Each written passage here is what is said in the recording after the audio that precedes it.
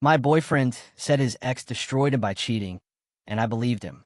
He told me trust had to be earned. So to prove I wasn't like her, I share my location 24/7, handed over every password, cut off my male friends, and reshaped my entire life around making him feel safe. For 2 years, I told myself this was love, loyalty, compromise.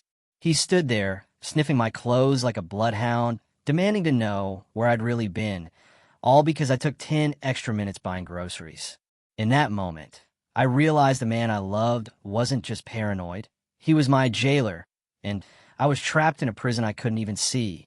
So, Vincent actually made me stand there in our apartment hallway, arms out, while he literally sniffed my work scrubs, like some kind of deranged, obsessed bloodhound, all because I took an extra 10 minutes at the Acme. 10 minutes. I was stuck behind this woman with like 40 coupons. And he's standing there going, "Who were you really with?" Demanding to smell my clothes for another man's cologne. What cologne? But there I was at 7 o'clock at night, arms out like I'm being searched at airport security, while my boyfriend of 3 years sniffed my shoulders and kept asking why I took so long. The coupon lady, Vincent. That's why. But then, of course, he pulled up his stupid app that tracks my location. He showed me that I'd been stationary in the parking lot for 4 minutes after leaving the store. So clearly, I must have been meeting someone. I was putting groceries in my trunk in the November rain. It takes a minute, but no.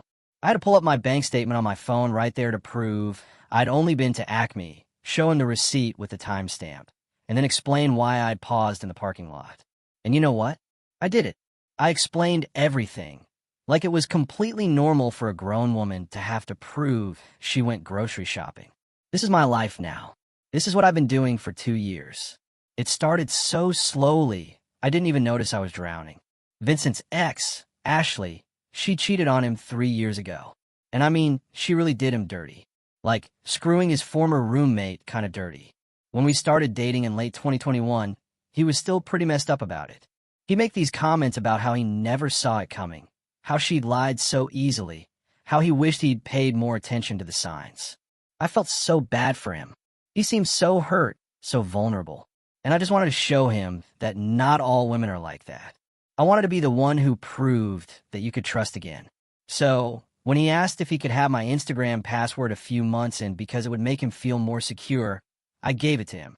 When he suggested I share my location with him so he wouldn't worry when I was driving home late from work, I did it. When he got anxious about me having male friends and said it would mean a lot if I created some distance there, I did that too. Every single time he asked for something to help him feel safe, I said yes, because I loved him and I wanted him to heal. But here's the thing about giving someone an inch. They will take the entire I-95 corridor. I work near Center City, and my schedule is the same every week. Monday through Thursday, 7:30 a.m. to 5 p.m. with an hour lunch break at noon. Vincent knows this. He's known this for 3 years. But 6 months ago, he started calling me during my lunch break, demanding I video call him so he could see where I was. Not just a quick check-in call now. A full video call where he wanted to see the restaurant or the break room or wherever I was eating. He said it was just to say hi, just because he missed me. But his eyes would scan the background, looking for, I don't even know what. Male coworkers, random men, evidence that I was lying about eating a sandwich in my car. The first time he asked, I thought it was kind of weird, but also maybe sweet. Like he missed me. But then it became every single day. If I didn't answer within 2 rings, he'd start texting. Where are you? Why aren't you picking up? What are you doing that you can't answer? And I'd be literally chewing, and I'd have to drop everything to video call him and show him I was just eating lunch. My coworker, Nora, she started noticing. She'd see me frantically answering these video calls, and she finally asked me straight up if everything was okay at home. I made excuses. He's just protective. He just loves me. He just has trauma from his ex. She gave me this look like she wanted to say more, but didn't. Then there's the phone thing.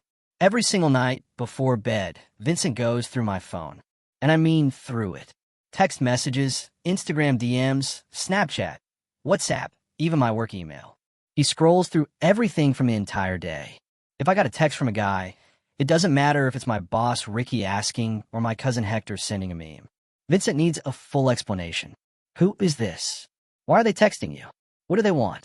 Show me previous messages with them. I tried to push back on this exactly one time, about 8 months ago. I told him I felt like he didn't trust me and that going through my phone every night was making me feel anxious. He completely broke down, started crying. Said he knew he was being crazy, but he couldn't help it. That Ashley had destroyed his ability to trust. That if I really loved him, I'd understand he needed this right now. He promised he was working on it. He swore he'd get better. And like an idiot, I believed him and apologized for even bringing it up. It's gotten worse since then, not better.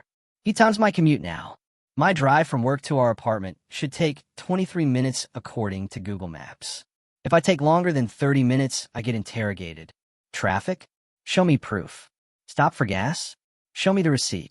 Had a run into CVS? What did you buy? And why didn't you tell me you were stopping? It's like being on house arrest, except I never committed a crime. I've cut off every male friend I had. My buddy from high school, Gregory, who I used to grab lunch with, sometimes gone. The guy friends from my yoga class at the gym stopped going to that class entirely. My neighbor in our apartment building, who I'd sometimes chat with by the mailboxes. I literally cross the street now if I see him coming. Vincent said maintaining friendships with guys while in a relationship was disrespectful, and that if I really cared about his feelings, I'd prioritize our relationship over random friendships. And here's the most pathetic part. I did. I actually did all of it. My little sister, Julia, is a junior at Temple, and she started asking questions. Last month, we met up at Chick-fil-A near campus, and I had to video call Vincent in the middle of lunch to prove I was actually with her and not secretly meeting a guy. Julia watched this happen with her mouth literally hanging open. After I hung up, she goes, "What the actual hell was that?" And I try to laugh it off. She wasn't laughing. She told me this wasn't normal, that this was controlling and weird, and I needed to wake up. I got defensive, told her she didn't understand because she's never been in a serious relationship. She left looking genuinely scared for me. My mom has noticed, too. During Sunday dinner at my parents' house a few weeks ago, Vincent called me 3 times during the meal. 3 times. We were there for like 2 hours, and he needed to know what time we ate, what we were eating, who else was there, what we were talking about. My dad finally said something. Told Vincent maybe he should focus on his own evening and let me enjoy time with my family. Vincent got super quiet and tense. Later in the car, he told me my dad was disrespectful and maybe we should skip the next few Sunday dinners. We haven't been back since. The grocery store thing yesterday, though, that broke something in me. Standing there with my arms out while my boyfriend sniffed my clothes because I took too long buying chicken and pasta. I caught a glimpse of us in the hallway mirror, and I didn't even recognize myself. When did I become this person? When did I accept this as normal? After he finished his sniff inspection and determined I was telling the truth, he just went into the living room and turned on the TV like nothing weird had just happened. Asked what I was making for dinner. And I stood there in that hallway with my grocery bag still on the floor, and something clicked. This isn't love. This isn't protection or care or even paranoia from past trauma. This is control. This is prison. I have a GPS tracker on me 24/7. My phone gets searched daily. I can't have male friends. I can't take an extra 5 minutes anywhere without an interrogation. And I just let my boyfriend smell me for evidence of cheating. What the hell have I been doing for 2 years? I made dinner. We ate. He told me the pasta was a little overcooked. Then he took my phone for his nightly scroll through while we watched TV. I sat there watching him read through every single message, and I realized I felt nothing. No love, no affection, just this hollow, tired feeling. This morning, I went to work like normal, but the whole time I was thinking about that hallway moment, about my sister's face, about my dad's comment, about Nora's concerned looks. During my lunch break, Vincent called for the daily video check-in. I stare at my phone ringing, and for the first time in 2 years, I let it go to voicemail. He called back immediately. I didn't answer. Then the text started. "Where are you? Why aren't you answering? What's going on? Are you okay? Call me back right now." I turned my phone face down on my lap and ate my sandwich in my car in the parking lot. And something about that small act of defiance felt absolutely wild. My hands were shaking. My heart was pounding. All because I didn't answer a lunchtime video call. When I finally looked at my phone, I had 14 missed calls and 31 text messages. The messages got progressively more frantic, and then angry. The last one said, "If you don't call me back in the next 5 minutes, I'm driving to your office." I called him back, told him I was in a procedure and couldn't answer. He asked why I didn't text him that, why I left him hanging, why I would ignore him when I know it makes him anxious. I don't know what I'm going to do, but I know I can't keep living like this. I can't keep being the woman who gets sniffed in hallways and has to prove she went grocery shopping. I can't keep sacrificing every friendship and every minute of freedom to manage someone else's insecurity. Something has to change. I just have no idea how to make it happen when I can't even take a lunch break without permission. Okay, so the comments on my last post absolutely wrecked me in the best way possible. Everyone telling me this is abuse, that I need to leave, that this isn't normal. I know, but knowing something and actually doing something about it are two completely different things when you've spent 2 years conditioning yourself to accept insanity as normal. That lunch break thing where I didn't answer his video call, that was Thursday. By Friday morning, Vincent was acting like nothing had happened, but also watching me like a hawk. He kept asking if everything was okay, if I was mad at him, if something was bothering me. I kept saying no because I genuinely didn't know what to say. Like, what do you even say to someone when you suddenly realize your entire relationship is a control scheme? Friday after work, I stopped at Target because we needed laundry detergent. Just laundry detergent. I texted Vincent that I was stopping because apparently that's a thing I have to do now. And he immediately called, not texted back, called. Want to know which Target, what I was buying, how long I'd be. I told him maybe 15 minutes, and he goes, "Okay, but if you're longer than 20, I'm going to worry, so just keep me updated." I'm standing there in the cleaning supplies aisle having this conversation, and this older woman next to me is just staring. She heard the whole thing. When I hung up, she looked at me and goes, "Honey, is everything all right at home?" And I literally almost started crying in the middle of Target. I just grabbed the detergent and left. But here's where it gets worse. I got home in 18 minutes. I know because I was watching the clock like my life depended on it. And Vincent was sitting on the couch with his laptop open. He'd been tracking my location the entire time. He knew exactly when I'd left work, when I'd arrived at Target, how long I'd been inside, and when I'd gotten home.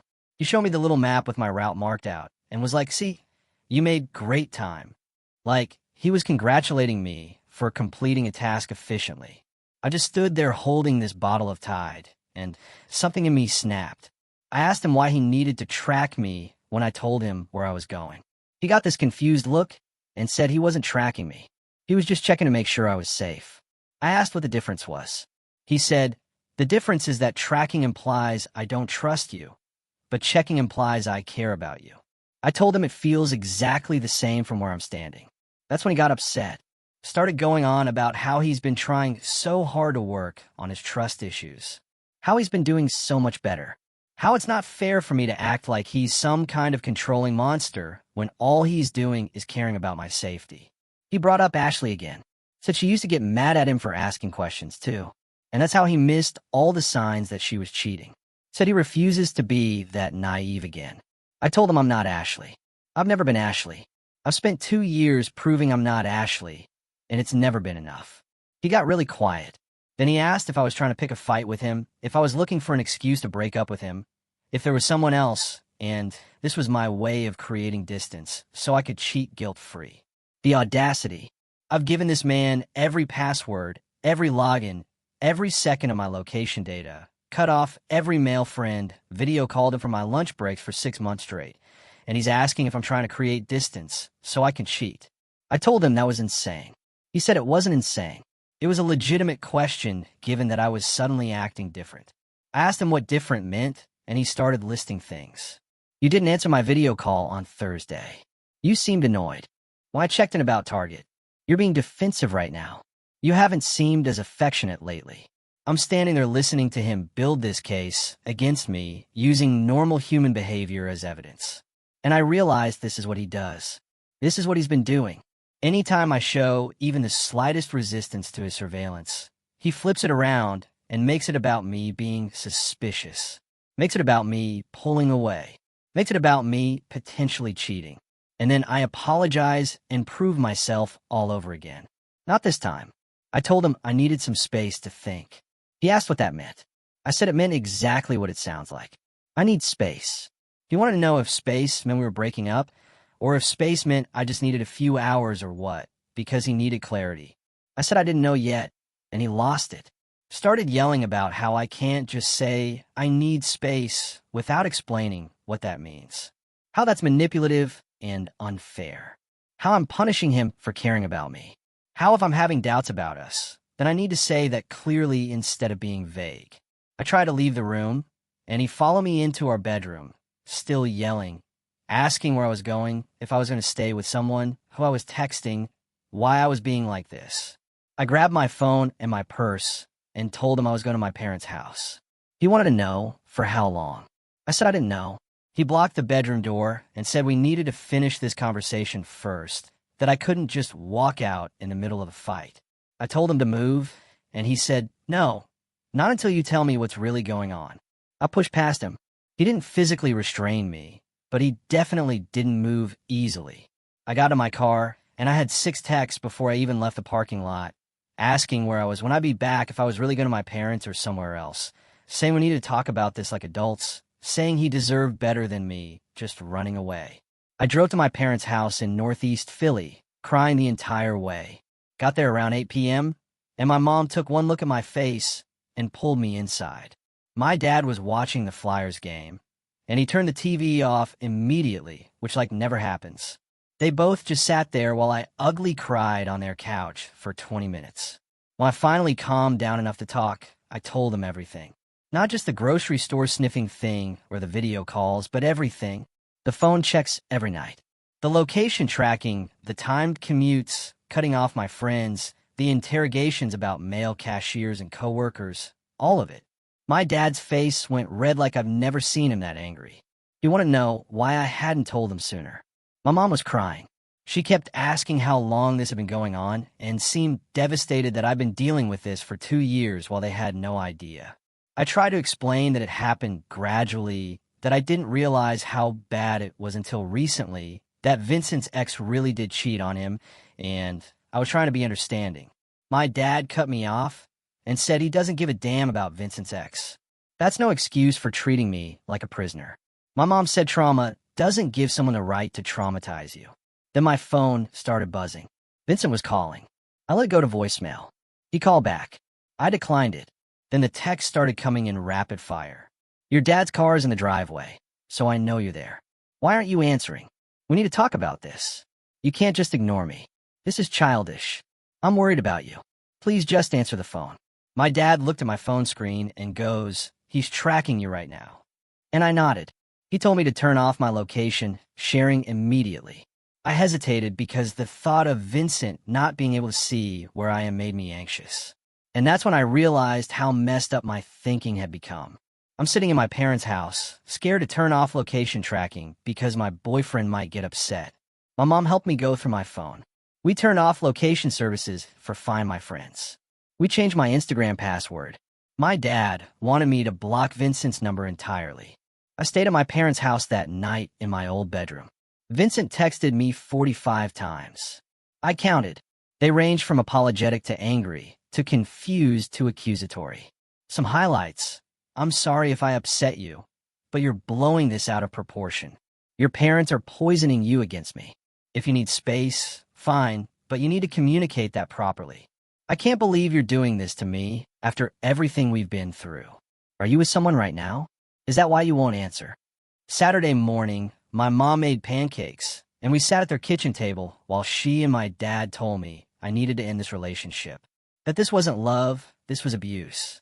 That they'd been worried for months, but didn't want to overstep. That they'd noticed me becoming more withdrawn and anxious, but thought maybe I was just stressed from work. My sister Julia showed up around 10 a.m. Apparently, my mom had called her and filled her in. Julia was furious, kept saying she knew something was wrong, that she'd been telling me for months this wasn't normal. She wanted to know if Vincent had ever been physical with me, and I said no. But then I remembered him blocking the bedroom door and realized maybe that counted as physical intimidation, even if he didn't hit me. But here's the thing. Knowing you need to leave someone and actually doing it are hard when you still have all your stuff in an apartment with them. When you share a lease. When part of you still feels guilty because he really was hurt by his ex, and maybe you're abandoning him when he needs support. Vincent showed up at my parents' house Saturday afternoon. I was in the living room with Julia when the doorbell rang. My dad answered it, and I heard Vincent's voice asking to see me. Heard my dad tell him now wasn't a good time. Vincent insisted that we needed to talk, that I couldn't just disappear and refuse to communicate. My dad said I'd talk to him when I was ready and to please leave. Vincent raised his voice, said this was ridiculous, that I was his girlfriend and he had a right to see me, that my parents were interfering in our relationship. My dad told him to leave or he'd call the cops. Vincent must have seen me through the window because he started yelling my name, asking why I was doing this, saying he deserved an explanation, saying we could work through this if I just talked to him. Julia went to the window and closed the curtains. My mom sat next to me on the couch and held my hand. We sat there listening to Vincent yell from the front lawn for almost 10 minutes before he finally left. My dad watched through the window to make sure he actually got in his car and drove away. My dad asked if I wanted to file a restraining order. I said, no, that seemed extreme. He looked at me like I was crazy and said, May, the man just showed up uninvited, refused to leave, and screamed at you from our front lawn. That's not extreme. That's harassment. Sunday, my mom suggested I take the day to do something for her. Myself. Get out of the house, clear my head, not think about Vincent for a few hours. Julia offered to take me to the art museum since I used to love going there. We walked around the exhibits for like 3 hours, and it was the first time in months I'd done something without having to check in with anyone or explain where I was going. My phone died halfway through, and I didn't even panic.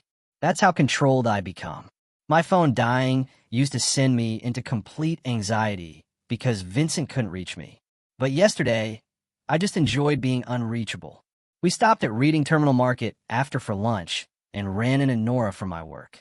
She was there with her husband getting cheesesteaks, and she took one look at my face and asked if I was okay. I guess I look pretty rough. Julia excused herself to give us privacy, and Nora asked if this was about Vincent. I asked how she knew, and she said she'd had a boyfriend exactly like him in college, that she recognized the signs immediately. The constant video calls, the anxiety whenever my phone rang, the way I jumped to answer. She said she'd wanted to say something, but didn't want to overstep. And now she felt guilty for not speaking up sooner. I told her it wasn't her fault, that I probably wouldn't have listened anyway. She gave me her number and told me if I needed anything, a place to stay, someone to talk to, help moving my stuff, to call her. Said her husband has a truck and they'd help me move out whenever I was ready. That offer made me realize I actually have to do this. I can't just hide at my parents' house forever. I have to go back to that apartment and get my things. I have to actually end this relationship, not just avoid it. I went to work Monday morning and Vincent was waiting in the parking lot. I pulled in my usual spot at 7:15 a.m., and there he was leaning against his car with 2 coffees from Wawa, like this was some romantic gesture. When he saw me, he held up one of the cups and smiled like we were just a normal couple having a normal Monday morning. I sat in my car for a solid minute trying to decide what to do. Part of me wanted to just drive away, but I had clients scheduled, and I wasn't going to let him ruin my job. So I got out and walked straight toward the office entrance without acknowledging him. He followed me, started talking about how he'd been up all night thinking about us, how he'd brought my favorite coffee as a peace offering, how he really wanted to talk before I went into work. I told him I had nothing to say to him right now, and he grabbed my arm. Not hard, not violently, but he grabbed me. And when I looked down at his hand on my arm and then back up at his face, something shifted in me. I yanked my arm away and told him to never touch me again. He looked genuinely shocked, like he hadn't even realized what he'd done. Started apologizing immediately, saying he was just trying to get my attention, that he didn't mean anything by it. I walked into the office, and he didn't follow me inside, thank God, but I could see him through the window, sitting in his car, just sitting there watching the building. Nora noticed immediately when I came in, asked if that was Vincent outside, and I said yes. She looked out the window, looked back at me, and told Ricky we had a situation. Within 5 minutes, Dr. Ricky had gone outside and told Vincent he needed to leave or he'd call the police. Vincent tried to argue that he was just waiting for me, that we needed to talk. Ricky told him this was private property and he was making staff uncomfortable. Vincent finally left, but not before texting me that this was humiliating and unnecessary. Around 11 a.m., my mom called. Vincent had shown up at their house again. My dad had told him through the door that I wasn't there and he needed to stop coming by. Vincent had apparently stood on the porch, insisting he just wanted to return some of my things, that he wasn't trying to cause problems.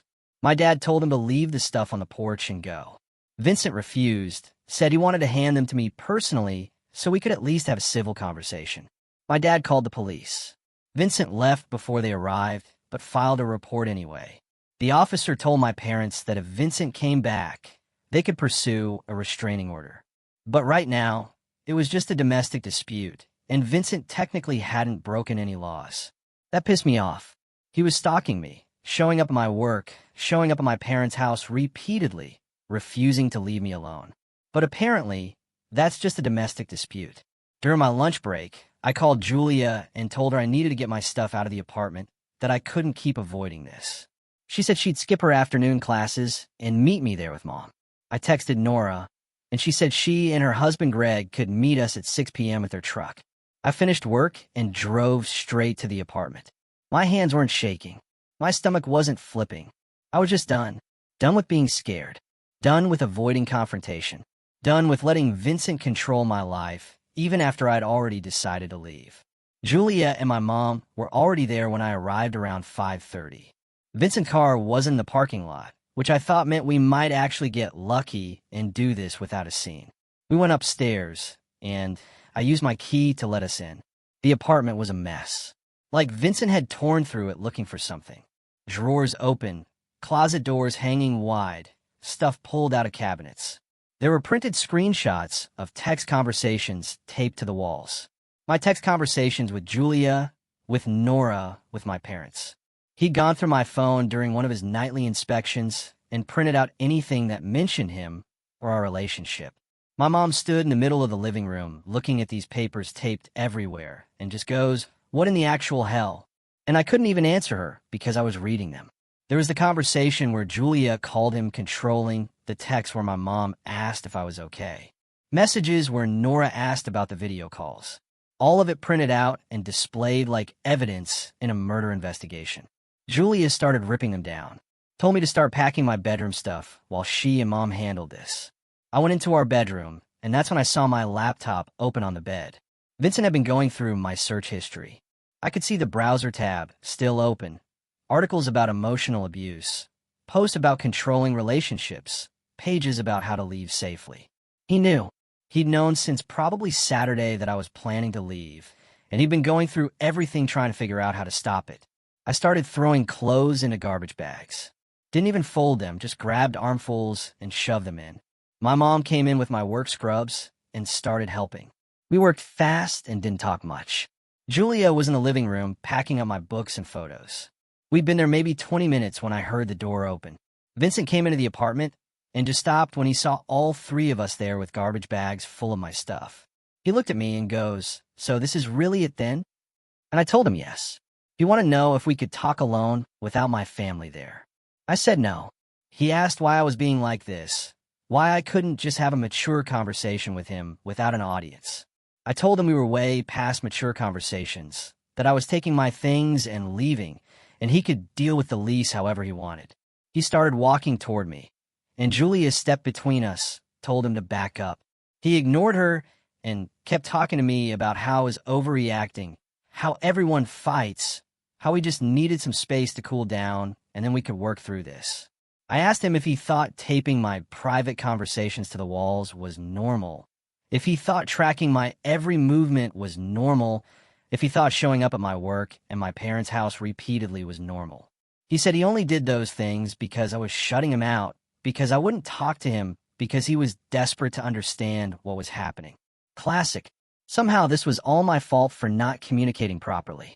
My mom cut in and told Vincent he needed to let us finish packing and leave.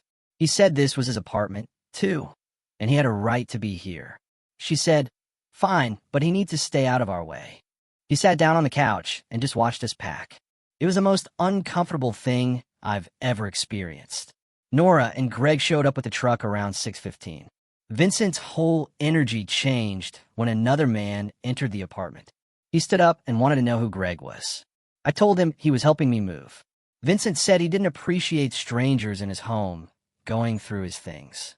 Greg very calmly said he was only here to carry boxes and had no interest in anyone's things. We started loading stuff into the truck. It took 3 trips up and down the stairs. Vincent followed us on every single trip, making comments, asking if I was really going to take the coffee maker we'd bought together, pointing out which furniture was his and which was mine, saying he couldn't believe I was doing this over something so small. He called 2 years of surveillance and control small. On the last trip down, I grabbed my box of bathroom stuff, and Vincent blocked the doorway. Said we needed to talk before I left, that he deserved a real conversation about what went wrong. That after years together, I owed him that much. I told him I didn't owe him anything. That I'd given him 2 years of complete access to my entire life, and it was never enough. That he'd taken a relationship and turned it into a surveillance operation. That I was done proving myself innocent when I'd never committed a crime. He started crying, actually crying, saying he loved me, that he'd never meant to make me feel controlled, that everything he did was because he was scared of losing me. Said if I just come back inside, we could talk about boundaries, about what needs to change, about how to move forward. I asked him if he seriously thought boundaries would fix this. If he thought I could trust him to respect any boundary when he'd spent 2 years breaking down every single one I tried to set. He said that wasn't fair, that I'd agreed to all of it, that I'd given him my passwords and my location willingly. And he was right. I had agreed to it, because he manipulated every single request into a test of my love and faithfulness. Because he made me believe that if I really loved him, I'd prove it by giving up my privacy. Because he convinced me that normal relationship boundaries were actually signs of having something to hide. I told him all of that. Told him that agreeing to something under manipulation isn't the same as consent, that I'd spent 2 years trying to heal his trauma while he traumatized me, that I was done sacrificing myself to manage his insecurity. Julia lost it. Told Vincent he was delusional if he thought any of his behavior was normal. That showing up at someone's workplace and their family's home repeatedly is stalking. That sniffing your girlfriend's clothes for cologne is unhinged. That timing commutes and demanding video calls during lunch breaks is controlling. Vincent told her to stay out of it, that this was between us. She said it stopped being just between us when he started harassing the whole family. Greg stepped forward and suggested Vincent move away from a door. Vincent looked at him, and for a second I thought he might actually try to fight, but then he just stepped aside and goes, "You're going to regret this." Not in a threatening way, more like a prediction. Like he genuinely believed that one day I'd wake up and realize I'd made a huge mistake leaving him. I walked out with my last box and didn't look back. We got everything loaded, and I drove to my parents' house with my mom. Julia and Greg and Nora followed with the truck. We unloaded everything into my old bedroom and my parents' garage. And by 9 p.m., I was sitting on my childhood bed, surrounded by garbage bags full of my life. Vincent texted me 89 times that night. I read every single one, and then I blocked his number. Blocked him on Instagram, Snapchat, WhatsApp, everything. Changed all my passwords again. Turned off any location sharing I might have missed. My dad helped me go through my phone settings to make sure there weren't any tracking apps I didn't know about. That was Monday night. Tuesday, I went to work, and Vincent wasn't there. Wednesday, I went to work, and he wasn't there either. Thursday afternoon, he showed up at my parents' house while I was at work. Left a bag of my things on the porch with a note that said, "I'll always love you, and I hope someday you'll realize what we had." What we had was him controlling every aspect of my existence while I convinced myself it was love. Friday, my dad and I went to the courthouse, and I filed for a protection from abuse order. The clerk asked me if Vincent had ever hit me, and I said no. She asked if he'd threatened me, and I said not directly. She asked what the basis for the order was, and I told her about the location tracking, the showing up at my work and my parents' house multiple times, the refusal to accept that the relationship was over, the phone surveillance, the isolation from friends. She approved a temporary order. Vincent has a hearing scheduled for next month where he can contest it if he wants. My mom thinks he'll show up and try to convince the judge that I'm overreacting. My dad thinks he'll realize he's beat and leave me alone. Julia thinks he'll violate the order within a week. Nora thinks he'll find a way to blame me for everything and somehow make himself the victim. I don't know what he'll do. What I do know is that for the first time in 2 years, my phone isn't being searched every night. I can stop at Target without timing myself. I can eat lunch without a video call. I can talk to male coworkers without preparing an explanation. I can exist without surveillance. So yeah, I left. I'm staying at my parents' house until I can find my own apartment. I'm going to therapy next week. I'm reconnecting with Gregory and the friends I cut off. I'm learning to exist without someone monitoring my every move. And to everyone who commented on my first post telling me to run, thank you. You were right. This wasn't love. It was never love. It was control dressed up as caring, surveillance disguised as security, and isolation packaged as protecting the relationship. I'm out and I'm staying out.